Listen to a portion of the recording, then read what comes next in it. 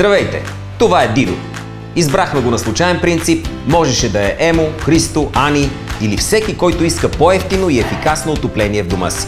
Без значение нов или стар апартамент, къща в малък или голям град. Дидо избра модерно решение за топлината в дома си. Газификация. Защото е значително по-икономична и е безопасна. Нали така, Дидо? Точно така.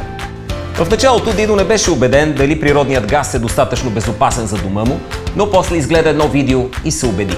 Вижте го и вие, като кликнете горе дясно. След като разбра, че взима най-доброто решение за дома си, Дидо трябваше да избере хотел, отоплителни уреди, програматор и термоглави. Трудно ли беше? Не. Как не?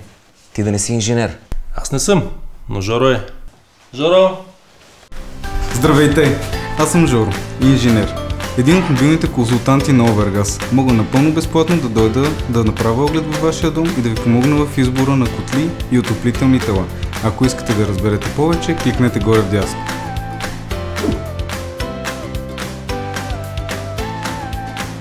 Уредите вече са избрани и сега предстои да бъдат монтирани. Монтажа си е ремонт, нали, Жоро? Да, ремонт е. Но ако следваме инженерния план, който сме подготвили и работим с професионалисти, всичко би следвало да стане бързо и лесно.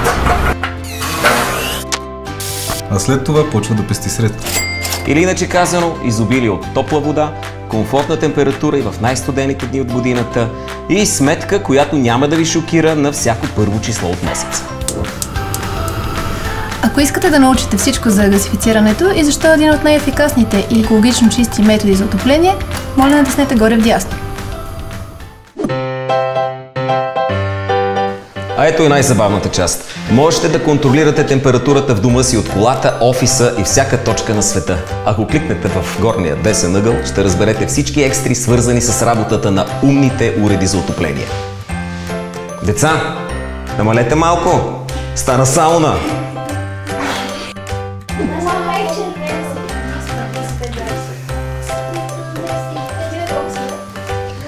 Приложението прилича на игра, но в нея винаги печелиш. Защото уюта е щастие за цялото семейство.